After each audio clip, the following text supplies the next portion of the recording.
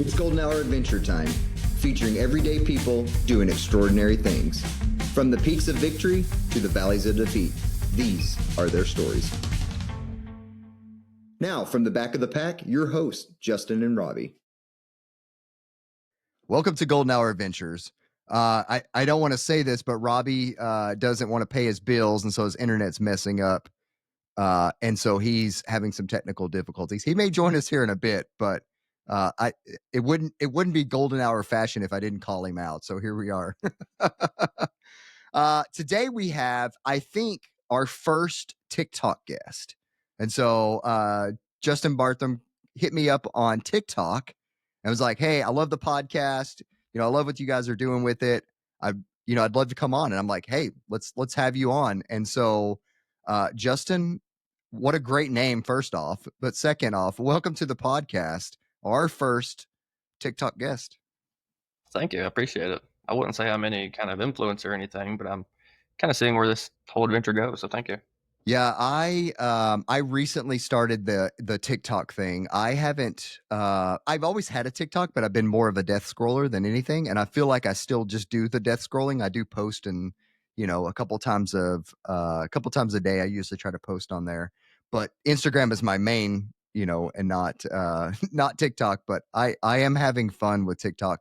And I've noticed that there is a big difference in the way that Instagram videos do versus TikTok videos. And so it's been a lot of fun to kind of change things up and do things differently, I guess. Yeah. Are you I've on noticed Instagram as well?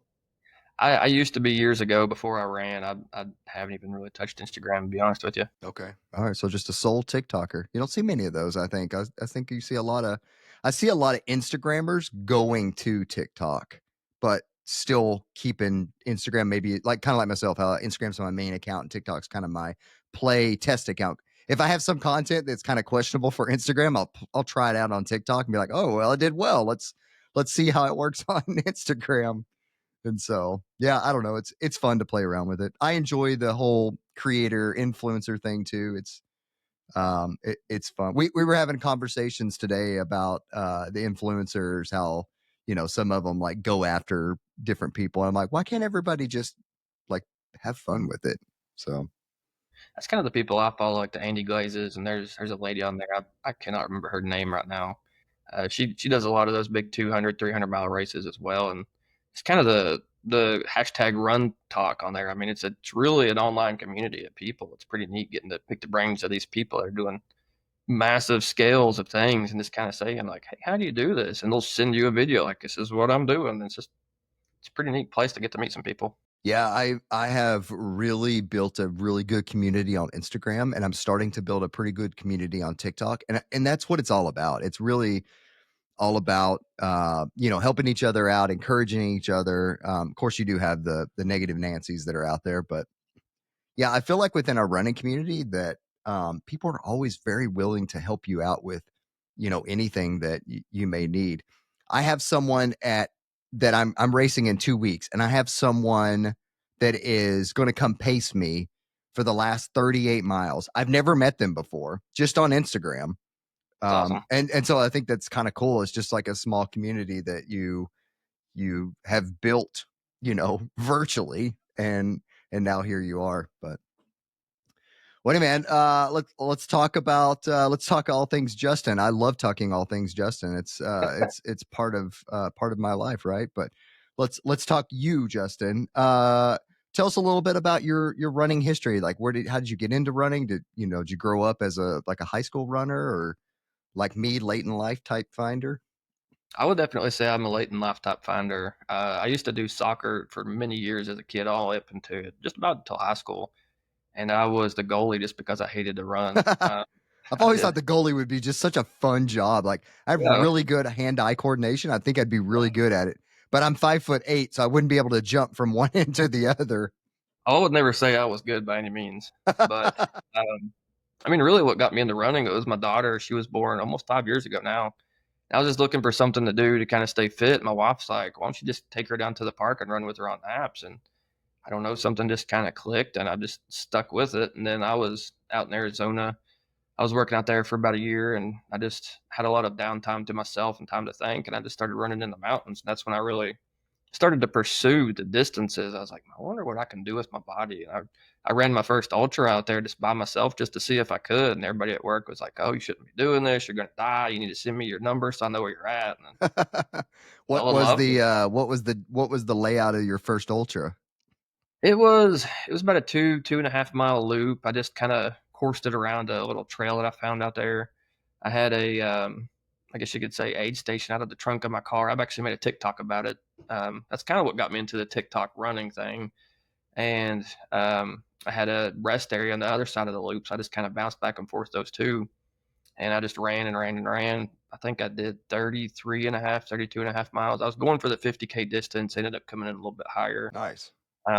Yeah, I ran into a lady out there much faster than me, and she did about a mile with me. She said she was training for her first 100. I was like, man, this is motivating. Just some random stranger just run up to me to run with me to motivate me. And Yeah. so, I mean, after I did that, I was like, I need to do this again. And it's just this year, it'll be about 2 years since I've done that. I'm getting ready to do my next one in October, Okay. hoping to go for 50 miles and just kind of see what I can do with my body again. Yeah, great. What is this one? Is this one a timed race as well, or? Yeah, this one's going to be a timed race. It's 12 hours. It's going to be on a figure eight course, about 5 miles total. Okay. Yeah, cool. What's your so 50 miles? Yeah, it's 50 miles in 12 hours. That's a little bit of a moving. So do you have like a plan lined out of what you're going to be doing, or? Yeah, I've really been diving into the whole, I guess you could say, natural movement, like the Tara Humara, based off of the Born to Run series and stuff. I've been diving into that for the past couple of years, and recently I started doing the Eric Orton Cool Impossible training plan. I started that actually 2 weeks ago now.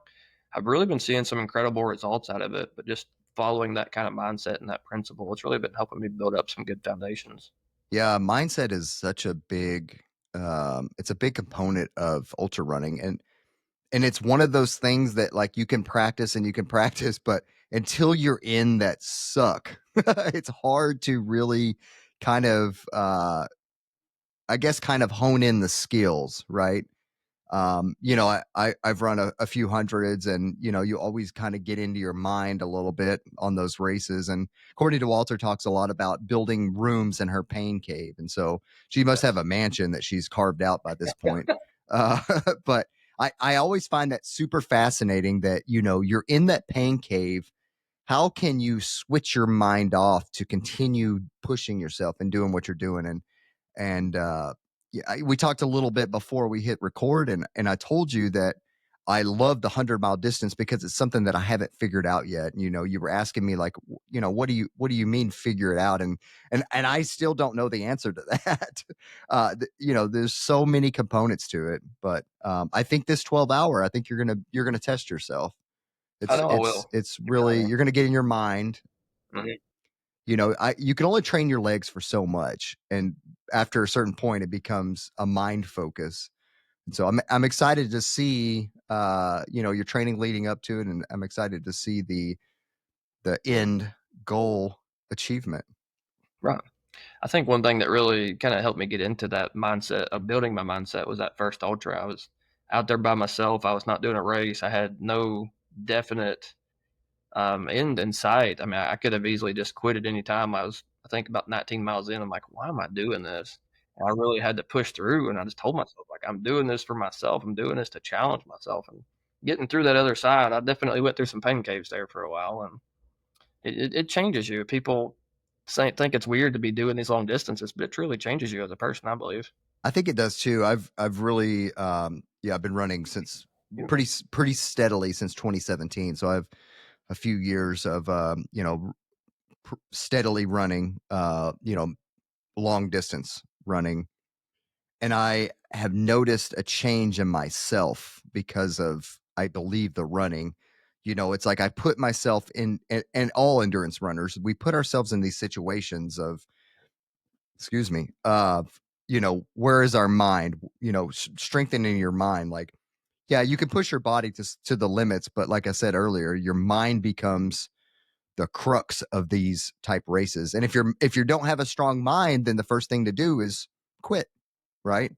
But I love it when I see these people, like they just get in that cave and they just grind it out, or they may be throwing up, but they know how to fix this, right? And like some of these big long endurance races, you're going to get in those situations where your stomach overturns, and but how do you pull yourself out of that? And that's all in the mind. Like it'd be really easy to say, you know what, I'm done. I've been throwing up, I'm done. But how do you overcome that? Like, okay, I threw up, I got sick, the stuff is out of my stomach. Now let's walk a little bit. Let's build back up to my you know, where I was and get back into it. And so it's all in the mind, and it's incredible. One thing I always go back to, it's David Goggins. I don't know if you've read any of his stuff or not. He'll talk about how he pulls from the cookie jar, he calls it, where he'll just have bad memories of just things he's went through in life, and he'll kind of motivate himself with some of the stuff he's been through in life. He'll pull something out of the cookie jar, and he's like, okay, if I made it through this, a person calling me this in school, or seeing my mom go through that, like if I can go through that, I can go through these miles. That's something that I've really kind of started to do lately. It's been beneficial. Yeah, a lot of endurance athletes, they're dealing with something, you know, whether it be an addiction of some form or something else. You know, they are using running as kind of a form of therapy. And I always talk about how running is not therapy, but it is therapeutic. And Yeah. so you know, knowing the difference between actual you know, a going to a doctor and you know, having therapy as opposed to doing something that's therapeutic, but it can have a lot of therapeutic um, principles behind it, and I think that a lot of people just use it as that therapeutic mode to just get out of their head for a little bit and just be out in the mountains, be on the trails, be on the roads if you're a road runner. It's just awesome. I love it. One thing I like, I've read a couple books recently about different very high level ultra runners. They've actually overcame drug addictions through running, which I find very fascinating. All right, I know that conversation was super engaging, but we hit pause and we brought Robbie back in. Robbie got it figured out. Here we are. We got Robbie. Robbie, we were talking right up your alley. We were discussing, you know, how endurance athletes are, you know, a lot of times going through stuff like whether it be addiction or, you know, whatever it is. And not necessarily saying running is therapy, but it's more therapeutic. And I know this is like right up your alley. I'm gonna turn it over to you and let you run with it. Going out for a run like today, I went out on, even though I was having a shitty run, I got some freedom, in there, and I get some space back for myself. That's one of the best parts about it, is be able to, even though, you know, what's going on in life, I know once I put those shoes on and get out on the trail that I'm gonna get a little space back for myself. For sure. For sure.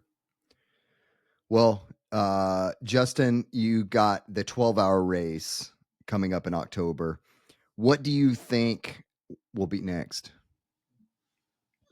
I don't, I don't know. I'm really one of those people that hates to put limits on myself. I mean, when I first started running years ago, before I even really truly started running, I used to think that 5Ks were my distance. I thought people that ran marathons are crazy.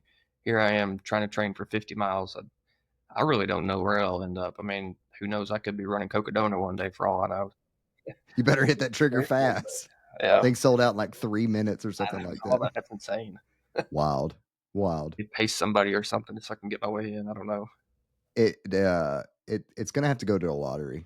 Yeah, It'll most I think definitely. so. I could see it next year's registration being a lottery because all of these big races are breaking ultra sign up. They just can't, the website just can't handle it, and it breaks ultra sign up, and then everybody gets aggravated because they had the button pushed and then it got sent to the wait list and the whole 9 yards. So yeah, that one's definitely going to a lottery. I for sure see that, but it sold out in like 3 minutes, dude. Yeah, it Wow, was fast. I didn't even know that. The whole race sold out in like, I think 3, maybe 5 minutes or something like that. It was ridiculous. Like everybody pulled the trigger immediately on it. So I was out in Arizona a couple years ago, and I did it was like the National Running Day or something like that, and Aravaipa had a big event going on in Phoenix, and I went out there and met some of those guys. They put on some really neat stuff. I mean, even just for something free like that. So I can't even imagine what it would be like doing a race like that with them. Yeah, I ran Black Canyon back in 22 and phenomenal race, like phenomenal organization. Like I have zero complaints about that race at all, other than it was like 90 degrees in February. Um, but yeah, phenomenal race. Robbie and I always watch the live streams of everything, between Cocodona and Black Canyon and Javelina. Like we always watching these live streams. And so just seeing the support that they give their racers. I applied to go be one of the announcers next year at Cocodona, so hopefully, fingers crossed, I get in. That'd be really cool to Be awesome. be on the mic and having everybody make fun of me on the live stream. But I think it'd be great. And I plan on going out to Javelina this year too, so that'd be another cool thing to go do. But yeah, hopefully you can build up to going to do the 250. I know a lot of people have ran the 250 without ever having run 100. Really? And so, yeah, I think it's definitely possible. It's a different style of running. We sometimes make fun of the road runners versus the trail runners, and I've had a lot of conversations with one of my running buddies lately, and we've just kind of gone to the conclusion that it's two different sports altogether. Yeah. I completely Like road running is a sport, trail running is a sport, and I feel that's 100% true. And so, and then you add those 250s in there, and they may even be even more of a different sport than say 100-mile racing. And so, Well, I going through the think mindset of it all, like there's a lady I follow. I mentioned her on TikTok earlier. I cannot remember her name. It's driving me nuts. Someone was complaining like on her TikTok. She was sharing a video of it. She's like, "Oh, aren't you just walking a lot of it? Like, you need to get in your own head to be able to walk 250 miles nonstop." I mean, it's just insane what these people are doing. Like even the back of the pack people, I think it's even harder for them than the people that are up in the front of the pack. I mean, just to be able to go that far is just insane what they are doing. yeah, I had a someone that I know that was almost made it at the cutoff for Cocodona, like ended up finishing it, and but they were close, and so that's 125 hours. Yeah, That's insane. the winner could have ran the race twice Right, at the time, and I'm not discounting. Yeah, I'm not discounting their finish time by any means, because I haven't done it, and I can't. I'm never going to sit here and talk crap, but I'm just saying, like, they were out there for 125 hours, and so that's extremely difficult. It's a challenge in and of And itself. so, 100%, And 100%. I don't know why people I'd are love to see you. gatekeeping people's accolades. Moving your 2 feet is moving your 2 feet, whether you're running, hiking, or I whatever. tell Like 250 miles is a long ways. Doesn't matter. Like we always joke, we don't want to drive it. That's what we hear. That's a long drive. That's a 6-hour drive. I'm not. I'm good. I tell people all the time, though. I mean, it's like I hear all the time too. I mean, a mile's a mile, no matter how fast or how slow it takes you. Yeah, Just get out still there. moving your body 5,280 steps. So, regardless, or 5,280 feet. Sorry. Shout out to Remember the Titans for that one. It's funny. Well, Justin, we'll ask you some questions. They're questions that you already know the answer to, minus maybe one. But you've been listening to the pod, so you might have a good answer that we weren't already expecting. But what kind of shoes are you running in, road and trail? I know from listening to the previous podcast that you're probably going to gripe about it, but I am a huge fan of ultras. I Oh, kind of want to pick your brain to see why you don't like them. them Achilles about to go. I ran in them for about 2 years. I had lots of foot issues. I have lots of calf issues. I never really had an Achilles issue, but I had a lot of calf issues and tons of feet issues. After switching to them, I still have issues. No, I'm just playing. I run a lot, so who doesn't have issues? A lot of my issues were contributed because of the shoes, and everyone's like, "Oh, you jumped in them too fast." I did not jump into them fast.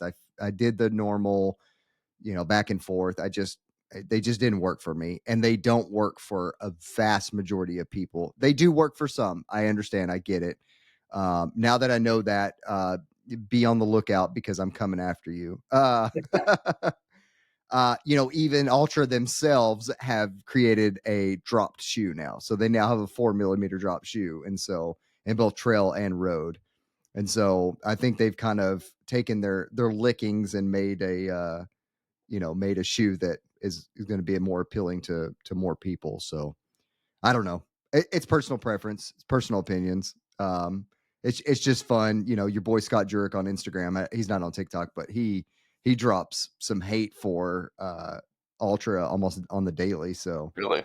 yeah, it's funny. It's a big joke, but yeah, I just had a lot of issues and they were all solved when I got out of them. So I guess I'm the outlier because I've never had any issues out of them except like any other brand. I cannot run in just about anything other than Ultra. yeah, I've noticed that like when I was running in the Ultras that I had troubles running in other shoes, but once I kind of figured out that the Ultras were the problem, I made the transition back to a drop shoe and I haven't had an issue since. So. Interesting.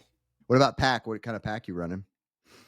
Honestly, it was something I bought out in Arizona. I was running out in the heat and I about died from dehydration. And I took the pack and I just went to Walmart that evening and I picked out something off the shelf and it's lasted me ever since. It's like whatever the Walmart brand of running stuff is. It's been incredible. I do races with it. I do trails with it. Until it breaks, that's what I'm going to stick with.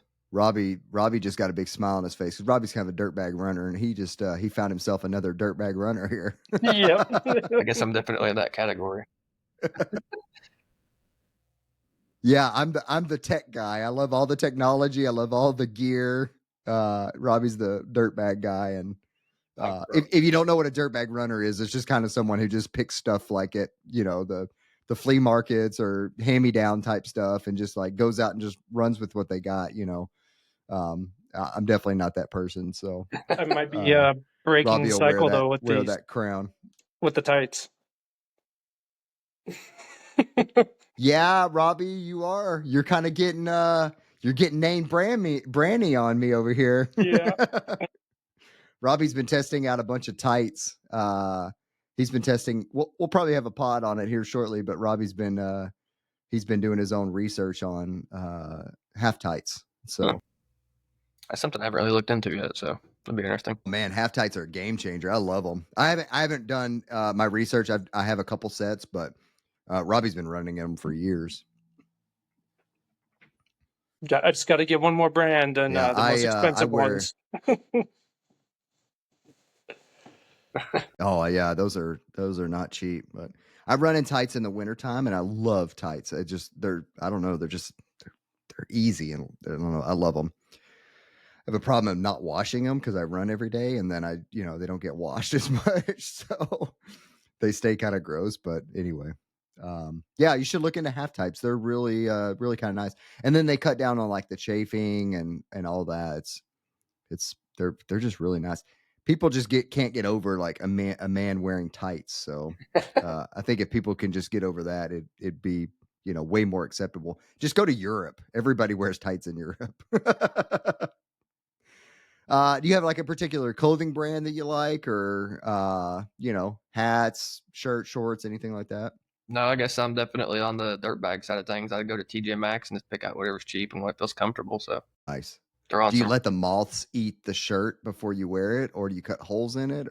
I'm not spending $200 for a sweater, so. Oh my gosh, they're so expensive. I don't know if you listened to our podcast that we had on that, but it's just like, yes, those are so expensive. You just need to get you a couple moths and just put them in a bag and let them eat your shirt a little bit, and then then you could sell it for $250. Right. I kind of got turned on to that brand from Blaze, and I saw he had a running cult member hat, and I was like, I gotta look this thing up, and it was like $75 for a hat. I'm like, forget that. Yeah, nah, I'm good. Yeah. Nope. $75 for a hat. I guess was it something like that. I mean, it's some neat stuff, but I'm not spending that for a shirt. Their pack is like $500 or something like that. I'm just like, insane. How did they get away with it? That's what I mean, good on them. Like if they sell their stuff and people buy it, like cool, but like, man, what happened is they had some scrap one day and they're like, let's slap a price tag on this and see what happens. Let's just cut a bunch of holes in this shirt and see if people buy it. I don't know. I don't think the whole thing would work for me because I always wear a pack. And so I don't know. I'm not fast enough to not wear. I thought about that. Like, so I'm just going to have sunburn marks everywhere, like all over my body, because I'm not fast enough to run with it. Oh my gosh, that's too funny. What about nutrition? What kind of nutrition do you like wearing? Oh, here Or lately, using. I guess you don't wear it. Did you Sometimes you wear wear it, I guess. nutrition? Mhm. That'd be nice. Could Osmosis. be. But depends on how fast that gel comes out, I guess. I don't know. You can't tell me you haven't worn them before. My hands are always sticky. I'm like, I hate these sticky hands. I've kind of gone to back to the whole natural thing again with Born to Run and all that. Big thing I love to do is dates. I was talking to a lady on Facebook once, and she's like, "I just cut a date in half, I stick butter in it. Best thing you'll ever eat pre and during run." Really? Yes, it's incredible. I do like dates, and I know Robbie uses them too. I've used them on runs too, but I've never heard of the butter in them. That's Yeah, interesting. never heard either. butter It's either. really good, surprisingly. Yeah, We're gonna have to try 'em. butter. There was a lady, she said she did pecans. You We've can do gotten it. so many good tips on this podcast, like Pop-Tarts in the freezer. Now we got dates with butter in them. Really good. If you eat Pop-Tarts, you got to put them in the freezer. They're actually really good. They're Have to really try. good. Yeah, I had I sometimes use like natural stuff too, and so I bought like these pouches that I'll carry. I'll just carry them, and then I would blend up a bunch of stuff, or kind of make my own baby food type stuff and put them in the pouches. And so that's another option if you're looking for something that's easy to eat. Kind of still has that, I wouldn't say gel consistency, but has an easy something to get down that you can swallow. Is blend up your fruits and add salt into the blender, and so you have the your sodium as well as your carbohydrates, and put them in your flask and rock and roll. That's what I did recently for a 10-mile race. I guess it was last week, and I just mixed a bunch of fruit, a bunch of chia seeds, a little bit of lime, just for the taste, and that was the best I have felt energy wise on any race or run that I've ever done. So I'm Justin's out here making margaritas. No wonder you felt great. Didn't even know I was running. You sure you ran 10 miles? I might not have. I just add a little bit of tequila in here. We'll see what happens. It was a good aid station that day. Have you run a race yet where they have alcohol at the aid stations? I have not, but I've seen those, and it just blows my mind that they do that. I mean, dude, if you look into these Ironmans and stuff, and you do something like that, you're disqualified immediately. So. Oh yeah, and then you run a trail race like my one I ran last year. They had a full bar at the 50K mark. I mean, a full bar at the 50K mark. They would make you whatever you want. I mean, I didn't partake because I wasn't trying to die, but they had a full bar. I was blown away. I was like, this is crazy. It was an awesome aid station, but people wonder yeah, what trail run. Yeah, trail runners. Yeah, it's funny. Yeah, there's a lot of races out there where there'll be alcohol, people taking alcohol. A buddy of ours, both Robbie and I, he drinks a beer at the aid station. He comes in and he'll like have a couple sips off of like a Bud Light, he'll slam a piece of pizza and then off he goes. And it's just like, good car. How do you do it? It's like crazy. That's part of his fueling plan is Bud Light and pizza at an aid station. I've seen him pound one at like mile 70. He just pounded a Bud Light and a pizza. It's just like, dude, you're wild. It'd be crazy to see Elite starting to get it sponsored by Bud Light and stuff like that. Like yeah. Too. Well, they like sponsoring different people than what trail runners probably. But anyway, depend on the state. That's beside the point. They've made a big circle. Have you seen who they over there? Yeah, they went real far left, and now they're going real far right. Yeah, now we're back. So, yeah, it's wild. Yeah, it's wild.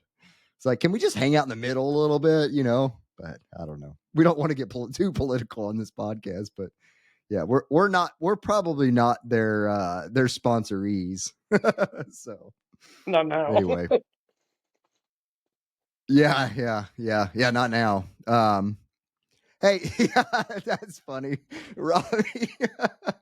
Yeah, not now. If we just trash talked them, we're never getting a sponsor of this podcast. No. We just talk trash. So I'm sure you've heard this. Yeah. I'm sure you've heard this question asked a couple times. But you got a bucket of grapes. There's 1,000 grapes in there. We're gonna up the odds a little bit. Each grape is worth $50,000. One of them is deathly fatal. Which one are you? How many are you eating? 50,000 per grape. See, I've thought about this question honestly, and I take it really logically. I have good life insurance, so I'd be willing to risk at least two or three. 2 or 3? Okay.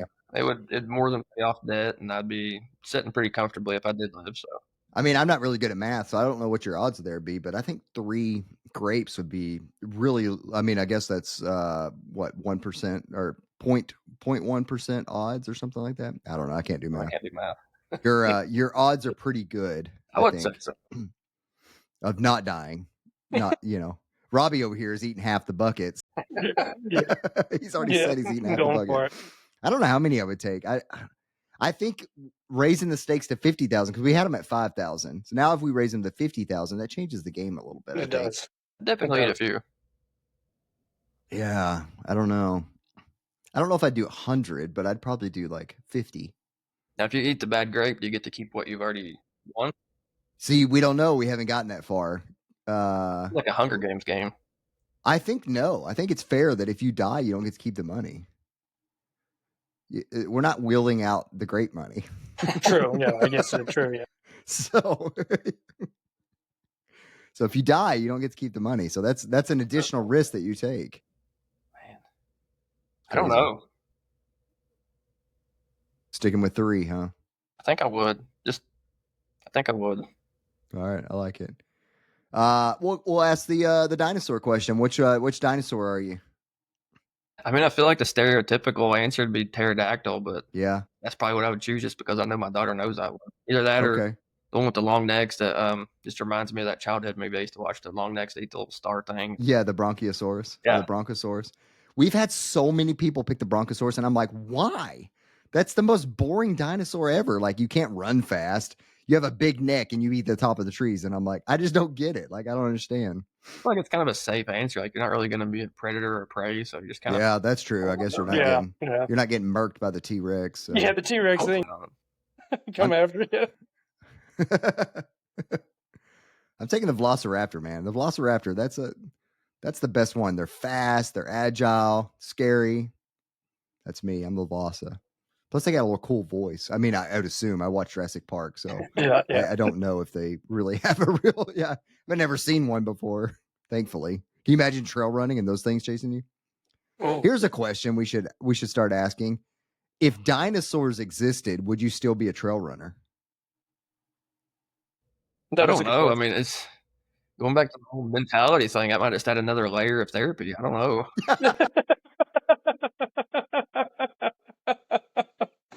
Woo, that'd be scary, man. I'm already got to deal we with like big moose chasing me. I got to deal with like brown bears and black bears. I can't imagine a velociraptor chasing me. we It can might be things like a snake and maybe a turtle every now and then. reframe the grape question with the trail race. If there's 1,000 velociraptors Yeah. on the course, how far are you going to make it? You get 50,000 every mile you make it. With 1,000 velociraptors. Oh my gosh. I'm not starting that. I'm DNSing, bro. I'm DNSing. A lot less. Yeah, because I guess you're going to die, right? Yeah. You're not winning. Unless Yeah, we have you're gonna. There's no way you're making it. You're gonna die. That's a Yeah. DNS. That's a DNS. Yeah, I guess you'd have to have a I'm finish. staying home on that one. Yeah. Yeah, that's funny. 1,000 velociraptors. Well, Justin, where can people find you on TikTok? Do you have YouTube? Anything else that people can search you out on? Recently, I was doing Garmin Connect. I'm kind of steering away from that, going back to Strava, TikTok, Facebook, I guess. Other than that, mainly just TikTok and Strava. What's your handles? I don't remember it off of Strava. I'd have to look it up. TikTok, it's Trail and Tribulation, and then Facebook's just my name. Okay, awesome. Well, thanks for coming on. I really appreciate it. It was a really good conversation. Good luck on your 12-hour race, and we look to see your name on the Cocodona 250 in 2027. And so if you need somebody to help pace, you can call Robbie, because I live in Alaska. It's too far for me to drive, so I don't even like to drive that far. But if you enjoyed this podcast, please share it out. Give us a like, give us a comment. Robbie is a master with the YouTube videos. He throws out the YouTube videos. We're on YouTube, so like, subscribe, whatever those things are. Go hit up Justin on TikTok. He's got some great videos. You can follow his training. Follow him on TikTok. And as always, we will see you on the trails.